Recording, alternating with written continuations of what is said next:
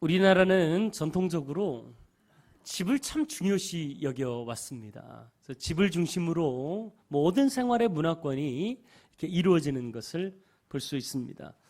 근데 반면에 서구 문화는 그와 반대예요. 그 이유를 봤더니 우리나라 같은 경우는 농경 문화가 중심을 이룹니다. 그래서 농사를 짓고 수확을 거두어서 그것으로 이제 생활하는 것이 기본적인 삶의 문화이고 바탕이기 때문에 어떻게 보면 이 농경 문화 안에서 할 수 있는 일들이 땅을 경작하고 거기서 나오는 소출을 가지고 생활을 해야 되기 때문에 땅이 중요하고 거기에 집을 짓고 사는 것이 중요합니다. 근데 이제 서구 문화 같은 경우는 이 유목 문화가 중심을 이루거든요. 집이 중요하지 않아요. 얼른 짓고 하룻밤 그냥 자고 빨리 뜯어내서 다른 곳에 가서 다시 텐트 치고 자야 되는 거예요. 그러니까 이제 이 문화권 자체가 틀리다 보니까 어떻게 보면 한국 사람들은 집을 너무 중시 여기고 살아가고 있는 것이죠. 그래서 옛 노래에 보면 저 푸른 초원 위에 그림 같은 집을 짓고 사랑하는 우리님과 100년 살고 싶다. 이게 우리의 정서를 그대로 반영하는 거예요. 그러고 싶은 마음이에요. 요즘도 시골 같은 데 가면 집성촌이 있죠. 친척들이 한 마을에 다 모여 삽니다. 왜? 농사지을 땅이 거기 있기 때문에 그곳에서 그곳에 나는 소출을 가지고 우리 가족, 우리 친척들이 같이 사는 거죠. 근데 세월이 지나면서 점차 이제 산업화의 과정을 겪어가면서 한국 사람들도 이사하는 일들을 어렵게 생각하지 않습니다. 시골에서 농사 짓는 것만으로는 더 이상 삶을 영위하기가 어렵다는 판단 때문에 직장을 가지고 더 좋은 직장을 위해서 집을 버리고 떠나는 일들이 참 많아진 거죠. 지난주에 어떻게 시골들 잘 갔다 오셨습니까? 네. 얼마나 많이 가셨는지 제가 순간 놀랬잖아요.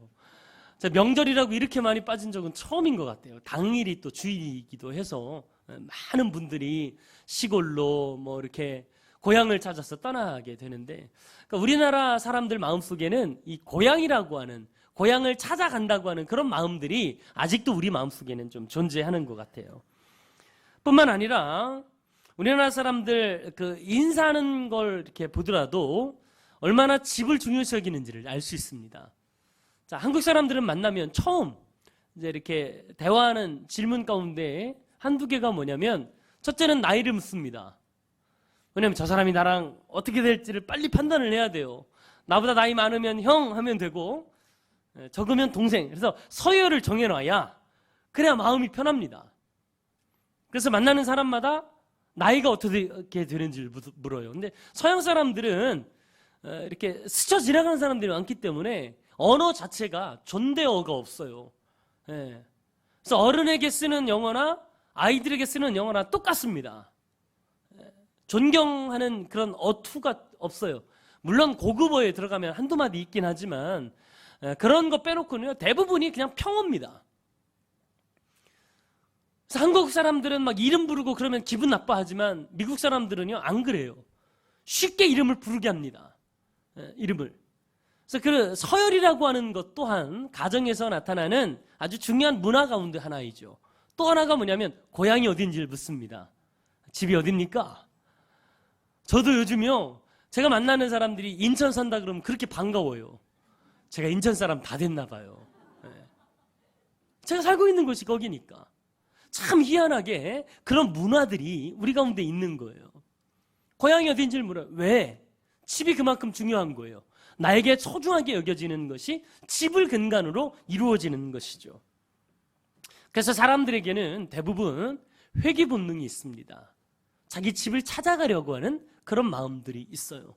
그래서 이북에서 온 사람들이요 지금도 이산가족 상봉 이런 것들이 뭐 지금 이루어지느냐 마느냐 때문에 촉각을 곤두세우고 있지 않습니까? 그런 이유가 뭐예요? 분단 국가로 떨어져 있어서 거기에 갈 수는 없지만 언젠가는 가고 싶은 거예요. 언젠가는. 그것이 우리들의 마음이죠. 회귀 본능이 우리 마음속에 있는 거예요.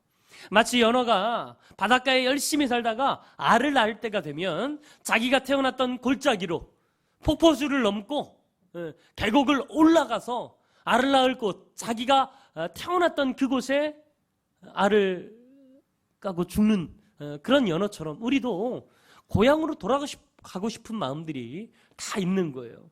2차 세계대전 이후에 사람들에게 가장 많은 영향력을 끼쳤던 실존주의 철학자가 누구였냐면 알베르트 까뮈입니다. 이 사람은 실존주의 철학계의 가장 대부로 알려져 있고 1957년도에 노벨 평화상을 받을 정도로 그 당시 당대 사람들에게 엄청난 영향력을 끼쳤던 사람이 이 까뮈입니다. 대표적으로는 이방인이라고 하는 그런 책이 있고요. 그래서 이 사람은 인간의 실존, 허무, 절망 이런 거에 대해서 깊이 이야기하고 있었던 사람이 바로 이 사람이에요. 근데 이 사람이 1957년도에 노벨 평화상을 받고 약 3년 후에 교통사고를 당합니다. 그리고는 어느 정도 앓다가 세상을 떠나요. 병원에 누워있는 이 까뮈에게 찾아간 한 사람이 인생의 마지막을 상식하고 있는 이 사람에게 한 가지 질문을 합니다. 까뮈요, 당신이 지금 생각하고 있는 것이 무엇입니까? 자, 노벨 평화상을 받았습니다. 그 당시 지성인들에게 가장 존경받는 그런 사람이었어요. 실존주의 철학자로서는 이 사람의 명성을 따라갈 사람이 없었어요. 자, 이 사람이 마지막 자기 인생을 정리하면서 과연 어떤 이야기를 쏟아놓을까? 여기에 촉각을 곤두세우고요. 필기할 거리를 잘 준비해가지고 이 사람에게 물은 거예요. 지금 당신이 생각하고 있는 게 무엇입니까? 그 이야기를 대서특필하려고 준비하고 있는데요. 의외로 이 사람의 대답은 간단했어요. 나는 지금 어머니가 보고 싶습니다. 나는 지금 집으로 가고 싶습니다. 그 이야기 딱 한마디 한 거예요. 이 까뮈의 어머니가요, 청각장애인이었어요. 소리를 듣지 못해요. 일찍 남편을 여의고 두 자녀를 어려운 환경 가운데서 열심히 뒷바라지합니다. 까뮈는 어린 시절 자기 어머니가 창피했어요. 그래서 독립할 나이 되어서는요, 집을 떠나가지고 고학하면서 열심히 아르바이트하면서 실존주의 철학의 대부가 되었어요. 수많은 사람들에게 존경을 받고 어디를 가든 항상 인파들이 몰려다니는 그런 인물이었어요. 근데 인생의 마지막이 되니까요, 딱 한 가지가 그리운 거예요. 집에 가고 싶은 거예요. 자기를 위해서 정말 정성스럽게 지어줄 어머니의 밥이 그리운 거예요. 그래서 한마디 한 거예요. 엄마가 보고 싶다고. 집에 가고 싶다고. 여러분, 이게 우리 인생에 다 똑같은 마음 아닙니까? 참 힘들고 어려우면 집이 생각나고 거기에서 가족들이 나를 사랑으로 품어주는 것, 이것을 기다리고 있는 것이 우리들의 모습입니다. 오늘 성경에도 보면 집에 대한 이야기가 소개되고 있습니다.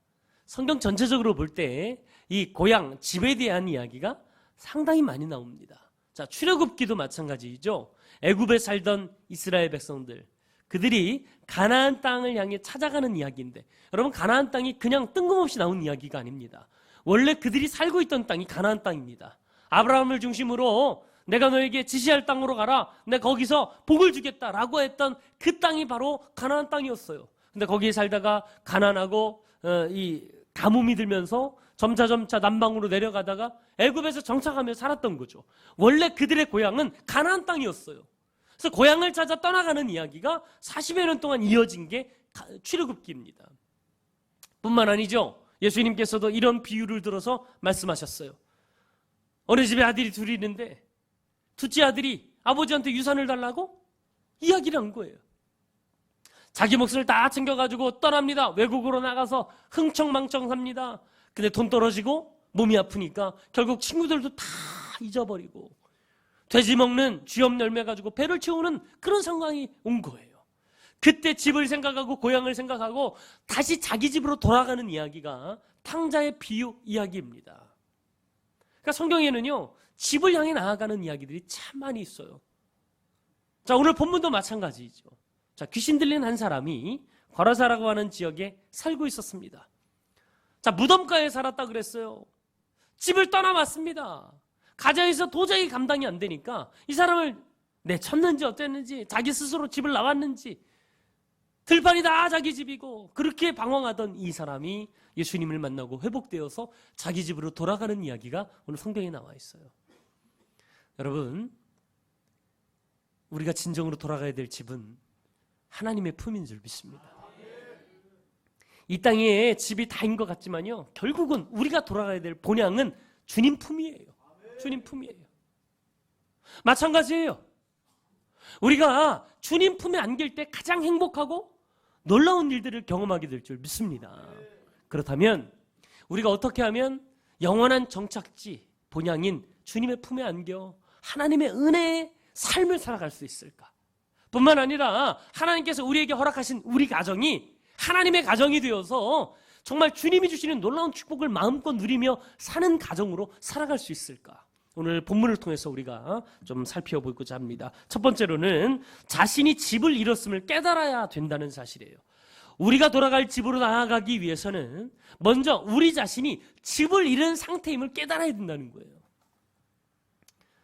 여러분, 이 깨달음이 없으면 그 어떤 사람도 집으로 돌아갈 수 없습니다. 집을 떠나 있다는 사실조차도 모르고 있는데 어떻게 자기 집으로 돌아갈 수 있었겠어요? 여러분, 까미가 자기의 인생의 마지막을 보내면서요, 자기가 어머니를 떠나왔다는 사실을 그제서야 깨닫습니다. 많은 사람들이 자기를 존경하고 인기 있는 사람으로 우리와 같은 박수를 받을 때는 몰랐는데 아프고 힘드니까 내가 집을 떠나왔구나, 이걸 깨달은 거예요. 그래서 자기 어머니를 생각한 거죠. 마찬가지예요. 우리도 우리의 상태가 하나님을 떠나 있는 상태였다는 사실을 깨달아야 주님께로 돌아갈 수 있는 거예요. 탕자같이 돈을 가지고 흥청망청 쓸 때는요, 자기 집이 거긴지 몰랐어요. 내가 있는 곳이 집인 줄 알았어요. 돈이 떨어지고 친구들도 다 끊어지니까 나에게는 우리 아버지 집이 있구나, 이걸 깨달은 거예요.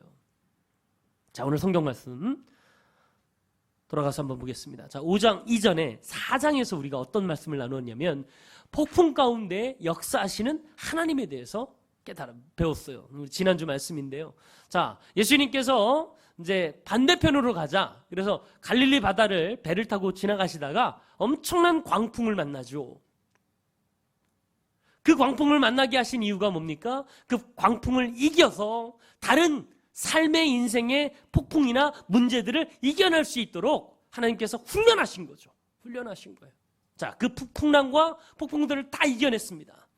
자, 그리고 이 제자들과 예수님은 지금 거라사라고 하는 지역에 도착을 하게 됩니다. 거라사라고 하는 지역은요, 갈릴리 바다에서 동남쪽으로 55km 떨어진 동네예요. 데가볼리라고 하는 지역에 이 거라사라고 하는 작은 동네가 있었습니다.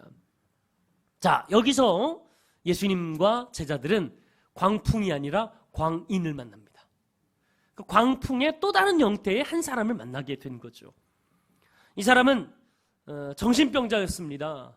악한 영에 잡혀서 집도 절도 없이 떠돌아다니면서 쉴 새 없이 떠들고 소리 지르고 심지어는 옷도 다 벗어버리고 자기를 묶고 있는 모든 쇠사슬까지 끊어내는 그런 아주 중증 정신병 환자가 바로 이 사람이었습니다. 사실 여러분, 지금 우리가 살고 있는 이 시대에 우리 모두가 이런 모습이 아닐까. 무언가에 미쳐 살고 있지 않습니까? 어떤 거에 짓눌려 사는 것이 우리들의 모습이라는 거죠. 실제로 정신과 의사들은 우리에게 이런 이야기를 합니다. 오늘 이 시대를 살아가고 있는 현대인들 치고 정신병에서 완전히 자유한 사람은 한 사람도 없다. 사람들은 대부분 극심한 스트레스와 노이로제, 또 심각한 우울증에 시달리고 있습니다. 근데 문제는 뭐냐면 내가 그런 질병을 갖고 있다는 사실을 내 스스로 인정하지 않고 있어요. 이게 문제라는 거예요. 내가 얼마나 심각한 질병에 걸려 있는지 이걸 깨달아야 하나님 품으로 돌아가는데 그것을 모르고 사는 게 우리들의 인생이라는 거예요. 가장 먼저 우리가 이걸 깨달아야 된다는 것입니다. 자, 오늘 본문 3절을 한번 보겠습니다. 3절. 자, 같이 한번 읽겠습니다. 자, 5장 제가 15절부터 20절까지 읽었지만 5장 전체를 좀 1장부터 좀 살펴보면서 함께 말씀을 나누겠습니다. 시작. 그 사람은 무덤 사이에 거처 하는데 이제는 아무도 그를 쇠사슬로 맬 수 없게 되었으니. 자, 오늘 3절 말씀에 보면 그 사람이 살고 있던 집은 무덤이었습니다. 그러니까 무덤시 무덤면 무덤동에 살고 있는 거예요. 집 주소가 무덤입니다. 여러분, 무덤에서 살 수 있습니까? 무서워서 어떻게 살아요? 그런데 이 사람은 집이 무덤이에요. 왜 무덤이 집일까요? 아마 그는 집에서 살 수 없는 환경이에요. 왜? 같이 살면 사람들에게 피해를 주고 사람들에게 해코지를 하니까 더 이상 사람들과 어울려 살 수 없었던 거예요. 그래서 뛰쳐나와 사는 것이 무덤가에서 살고 있는 거예요. 지금으로 말하면 길거리에서 노숙 가는 사람들, 그런 사람들을 이야기하는 거죠. 뿐만 아니라 오늘 4절에 보면 그는 쇠사슬에 결박되어 있다 그랬어요. 자유를 잃어버린 사람들입니다. 자유를 잃어버린 사람들. 사실 우리도 그렇지 않습니까? 보이지 않는 쇠사슬에 다 묶여 있는 건 아닌가요? 나는 내 마음대로 살고 싶어. 다 그렇게 하고 싶어. 그러지만 여기에 걸리고 저기에 걸리고 제한된 게 얼마나 많이 있습니까? 보이지 않는 쇠사슬에 묶여 사는 게 우리들의 모습이라는 거죠. 뿐만 아니라 오늘 성경에 나오는 이 사람은요, 내 힘이 아닌 어떤 강력한 힘에 의해서 끌려다니는 인생을 살고 있는 거예요. 자, 4절 한번 보겠습니다. 5장 4절 같이 읽습니다. 시작. 이는 여러 번 고랑과 쇠사슬에 매였어도 쇠사슬을 끊고 고랑을 깨뜨렸음이러라. 그리하여 아무도 그를 제어할 힘이 없는지라. 아무도 그 사람을 컨트롤할 수가 없는 거예요. 아마 이 사람은 멀쩡할 때 자기가 이렇게 한번 광기에 휩쓸리면 막 사람들을 해코지하고 그러니까 자기 스스로 자기를 쇠사슬을 사가지고 올가매었던 것 같아요. 근데 어느 순간 광기에 잡히면 그걸 다 끊어버리는 거예요. 사실 예수님께서 나중에 이 사람을 치유하면서 예수님께서 그 사람에게 묻습니다. 너의 이름이 무엇이냐? 그랬더니 이 악한 영이 대답하기를 이렇게 이야기합니다. 나는 레기온입니다. 그 당시에 레기온이라고 하는 헬라어는 로마 시대의 군인의 편제를 이야기하는 거예요. 그러니까 6,000명 정도 되는 군사들로 이루어진 사단을 가리켜서 그 당시에 레기온이라고 했어요.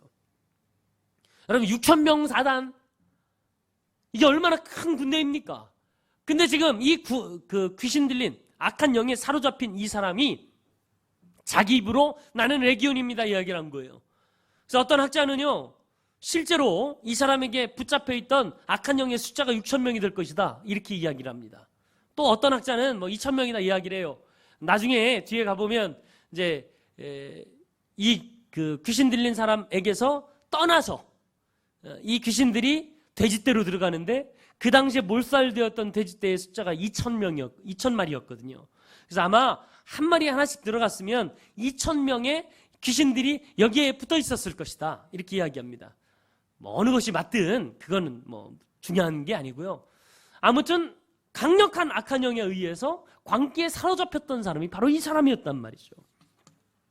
자, 5절 말씀 한번 보겠습니다. 5절. 자, 같이 읽겠습니다. 시작.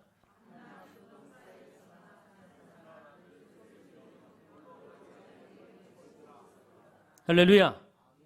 자, 2,000명이든 6,000명이든 수많은 악한 영에 의해서 짓눌리고 있는 이 삶을 한번 생각해 보세요.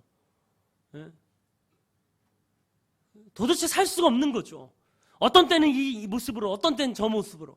사실 우리도 살아가면서 그런 모습이 없습니까? 교회에서 예배 드릴 때는 괜찮은 것 같은데 친구들 만나면 갑자기 돌변하는 사람들이 있죠. 직장에 가면 또 다른 모습으로, 가정에서는 또 다른 모습으로, 인터넷에 글을 올릴 때는요 또 더 악한 모습으로 드러나는 사람들이 얼마나 많이 있습니까? 정신분열이라고 이야기하기는 어렵지만 다양한 모습으로 살아가고 있는 우리들의 모습이 이렇게 여러 악한 영에 들리는 모습하고 별반 다를 게 없는 거죠. 뿐만 아니라 그렇게 악한 영에 휩싸이는 이 사람은 오늘 5절 보니까 자기 자신을 몸으로 해치고 있다는 거예요. 자해하고 있어요. 자신을 괴롭힙니다. 요즘 현대인들도 그렇죠. 무슨 문제 안 풀리고 그러면요 자해합니다. 자기를 괴롭혀요. 혹사하고 이런 모습들이 얼마나 많이 있습니까? 문제는 뭐냐면 여러분 보세요. 실제로 이렇게 악한 영에 들려있는 이 사람의 모습이 지금 우리들이 사는 현대인들의 모습과 별반 다를 게 없다는 거죠. 다를 게 없다는 거예요. 이걸 먼저 깨달아야 된다는 거예요. 이런 모습은 전형적으로 하나님을 떠나 있는 삶의 모습의 전형적인 모습이라는 거예요. 하나님을 떠나 있는 모습. 고향을 떠나서 아버지의 품을 떠나 있는 사람들의 대부분의 모습이 이런 모습입니다. 그렇기 때문에 우리는 다시 집으로 돌아가고 하나님의 품으로 돌아가기 위해서는 가장 먼저 우리가 깨달아야 될 것은 내 질병이 정말 심각하구나. 이걸 깨달아야 되는 거예요. 하나님을 떠나 사는 삶은 이토록 비참할 지경에까지 이르게 되는구나. 이걸 알아야 주님께로 돌아갈 수 있게 되는 줄 믿습니다. 두 번째, 예수님만이 가능하다는 믿음을 가져야 된다는 것입니다. 자, 예수님만이 내 영혼을 영원한 본향인 하나님의 품으로 인도할 수 있음을 믿으셔야 됩니다. 자, 오늘 본문에 나오는 이 광기에 들려있는 이 사람. 자, 집으로 돌아가기 위해서는요, 해결해야 될 문제가 있습니다. 그게 뭘까요? 병을 고쳐야 돼요. 그죠?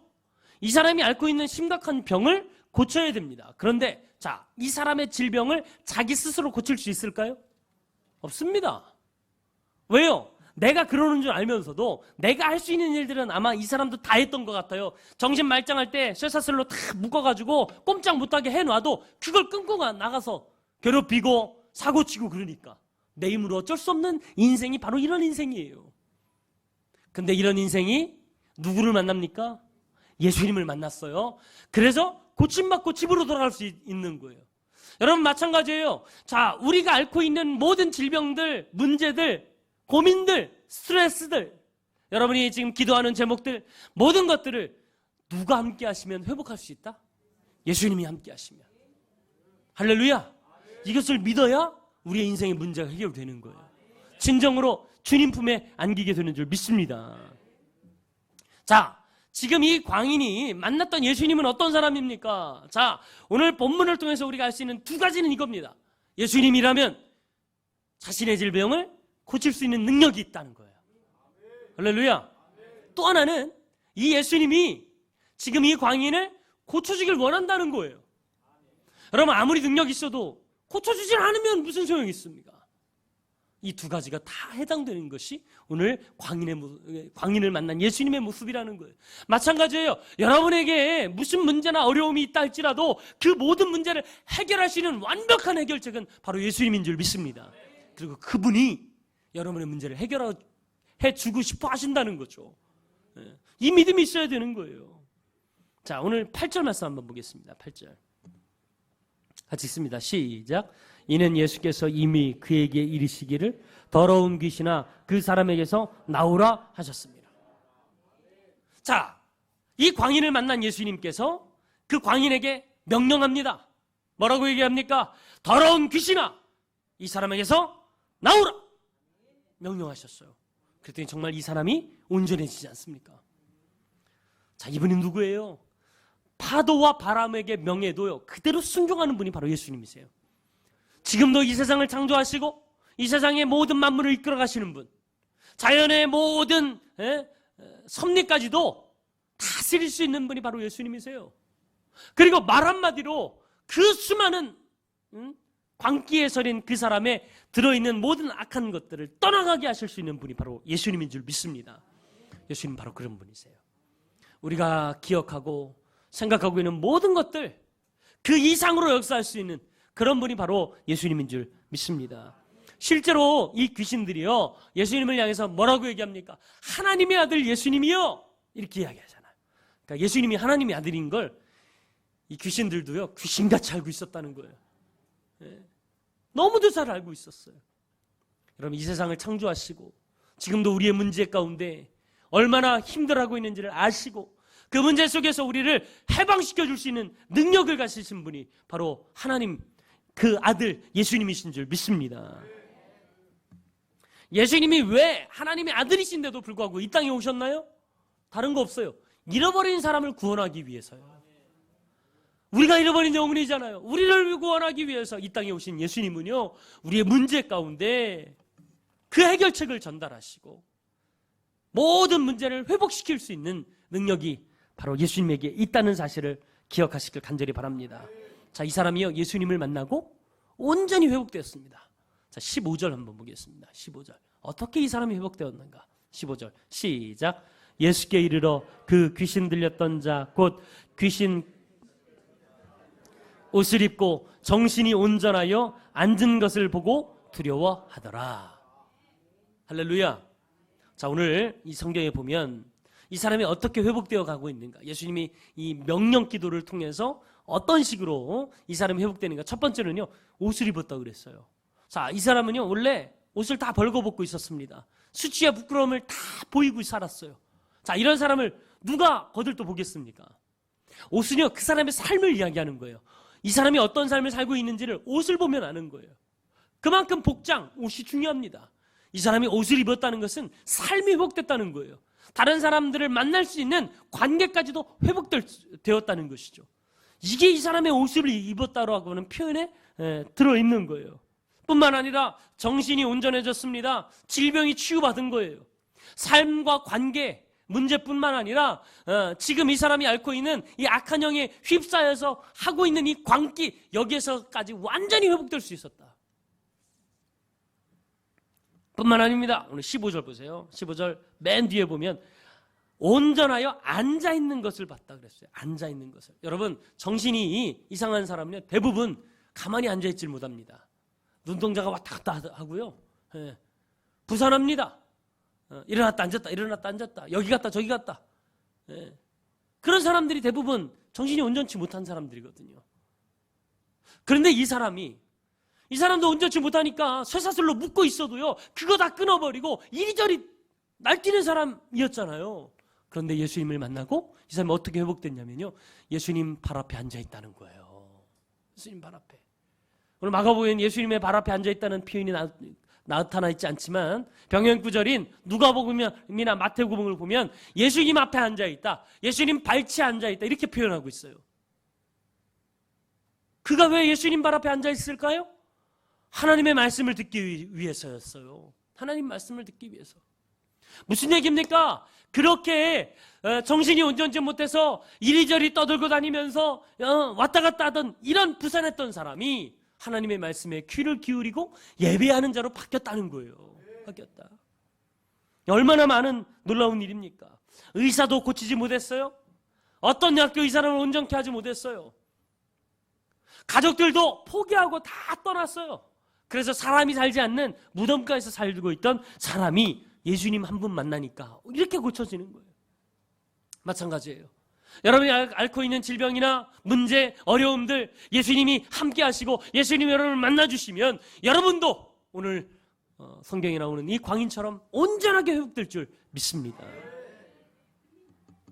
사실 이 사람이 온전하게 회복되는 데에는 돼지떼 2,000마리가 희생되어야만 했습니다. 어떤 신학자는요, 이 사실을 사회에 대한 비판이었다, 심판이었다, 이렇게 이야기합니다. 사실 이 거라사라고 하는 지역이 팔레스타인 안에 있는 지역이었지만 이방 문화가 성행했던 지역입니다. 이방 사람들이 가장 많이 몰려 살았던 지역이 이 거라사입니다. 유대인들은요, 돼지를 치지 않습니다. 돼지를 먹이지 않아요. 왜냐하면 성경상으로 볼 때 돼지는 부정한 동물의 부류에 들어가기 때문에 그들은 그런 고기도 먹지 않고 아예 그 동물들을 키울 생각을 안 합니다. 근데 이 지역만큼은 이방 문화가 성행했기 때문에 돼지를 치는 일도, 돼지 사육사들도 굉장히 유행을 많이 했어요. 문제는 뭡니까? 자신의 이익을 위해서 터부시하는 이 돼지치기도 서슴지 않고 있던 이들이 정신 온전치 못한 사람, 불행한 사람을 위해서는요, 그 어떤 것도 하지 않았다는 거죠. 그래서 예수님은 바로 이 사회를 심판하기 위해서 2,000마리나 되는 돼지떼를 몰살시켰다, 이렇게 평가하는 사람도 있어요. 이게 맞는 이야기든 틀린 이야기든 그거는 둘째치고, 여러분 보세요. 세상 사람들이요, 우리에게 힘들어하는 사람들에게, 문제 있어 괴로워하는 사람들에게 관심이나 갖습니까? 다 자기 살기 힘들어서 괴로워하고 다 자기 먹고 사는 일에 관심 가져 하지, 지금 이 시대에 사람들이 얼마나 고통스러워하고 아파하고 있는지 관심 갖고 있는 사람이 도대체 누가 있냐 말이죠. 그런데 예수님은요, 우리의 문제를 정확하게 아시고 그 문제를 해결하기 위해서 이 땅에 오셔서 여러분을 만나주고 계시는 줄 믿습니다.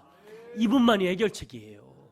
다른 그 어떤 것도 해결할 수 없는 문제를 주님은 해결하실 수 있는 줄 믿습니다. 이걸 믿을 때 해결이 되는 거예요. 온전한 집이 구원을 얻을 수 있는 거예요. 마지막으로 세 번째, 예수님을 집의 온전한 주인으로 모셔야 된다는 것입니다. 자, 여러분 보세요. 이 사람이 치유받고 나서 참 흥미로운 이야기는 변화되자마자 예수님께 뭐라고 얘기하냐면 예수님, 제가 예수님을 따라가고 싶습니다. 자, 동네 사람들이 2,000마리나 되는 돼지떼가 몰살당하는 이 일을 경험하고요. 예수님에게 떠나가세요. 우리 마을에서는 더 이상 있을 수가 없어요. 예수님 빨리 가세요. 왜? 우리 마을에 주요한 경제 수입원이 이분 때문에 없어졌잖아요. 한 사람이 회복되는 건 전혀 관심 없고 나한테 피해가 되니까 예수님을 내쫓는 거예요. 내쫓는 거예요. 빨리 가세요. 그래서 예수님이 배를 타고 다시 다른 곳으로 가고자 하셨어요. 그때 이 사람, 회복되었던 이 사람이요, 예수님, 저도 예수님과 함께 가고 싶습니다. 그리고는요, 배에 올라타려고 했어요. 그때 예수님께서는요, 그 사람에게 뭐라고 얘기하십니까? 너 하지 마. 아니야, 네가 먼저 할 일이 있어. 너 빨리 집으로 돌아가. 이야기하신 거예요. 자, 18절, 19절 같이 한번 읽겠습니다. 18절, 19절 시작. 예수께서 배에 오르실 때에 귀신 들렸던 사람이 함께 있기를 간구하였으나 허락하지 아니하시고 그에게 이르시되 집으로 돌아가 주께서 내게 어떻게 큰 일을 행하사 너를 불쌍히 여기신 것을 내 가족에게 알리라 하시니. 할렐루야. 자, 이 사람에게 뭐라고 얘기하신 거냐면 너 안 돼. 나 따라오는 것도 중요하지만 네가 먼저 할 일이 있어. 여러분, 이 사람이 온전해지기 위해서는 가정이 평안해야 됩니다. 지금 가정은 이 사람이 질병에 있는 그 이후의 삶의 모습을 모르잖아요. 회복된지도 모르잖아요. 그러니까 가정 사람들은 얼마나 따로 살긴 하지만 가슴이 아프겠어요. 그래서 예수님이 그에게 뭐라고 얘기하시냐면 너 빨리 집으로 돌아가. 그리고 네가 만난 이 자유, 네가 경험한 이 평안, 네가 경험한 이 예수님을 통한 이 안식, 이것을 가정 사람들에게 알려줘. 엄마 아빠에게 알려줘. 형제들에게 알려줘. 그리고 예수님을 만나고 내가 어떤 일이 있었는지 하나님이 하신 그 큰 일을 네가 계속해서 이야기해줘. 그래서 네 가족 모든 사람들이 예수님 안에서 온전해지고, 그래서 그 가족 모두가 주님 안에 평안해지면 그때서 나를 따라와야. 그래도 늦지 않아. 그렇게 이야기하시는 거예요. 여러분, 하나님께서 우리를 구원하시는 데에는요, 우리만 구원받기를 원하지 않으세요. 믿습니까? 그래서 성경에는요, 너와 내 집이 구원을 얻을 것이다 이야기합니다. 너와 내 집이 구원을 얻을 것이다. 무슨 얘기예요? 나를 구원받는 걸 기점으로 해서 우리 가정이 구원받기를 주님이 더 원하시는 줄 믿습니다. 그러게 원하시는 거예요. 그래서 나를 먼저 구원받게 하신 거예요. 내가 하나님 경험하고 그 은혜, 그 감격을 가지고 집에 돌아가서 이야기하라는 거예요. 내가 오늘 예배를 갔는데 진짜 하나님이 나를 만져주셔가지고 내 질병이 회복되고 내 아픔이 치유받고 정말 하나님 은혜로 내가 살아났어. 그걸 이야기하라는 거예요. 그러고 나서 주의 사역을 감당하라는 이야기예요. 주의 사역을 감당해라. 그래서 성경에 보면 교회에서 직분을 맡고 귀하게 쓰임받는 사람들에게는 가정의 구원에 대해서 꼭 물어보라 이야기를 해요. 가정의 구원에 대해서. 이 말이 오해하시면 안 돼요. 인가교도를 다 못한 사람들은 뭐 직분을 세울 수 없다 이런 이야기가 아니에요. 제한될 수 있다는 사실을 이야기하는 거예요. 전도하는데 내가 열심히 전도하고 있는데 당신 자식들이나 예수 믿게 해. 그 이야기를 하면 얼마나 주눅이 듭니까? 그렇잖아요.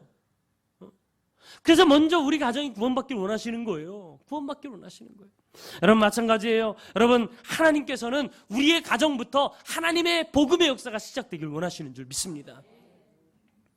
그럴 가장 중요한 첫 발걸음이 뭡니까? 내가 받은 은혜를 가족들과 나누시라는 거예요.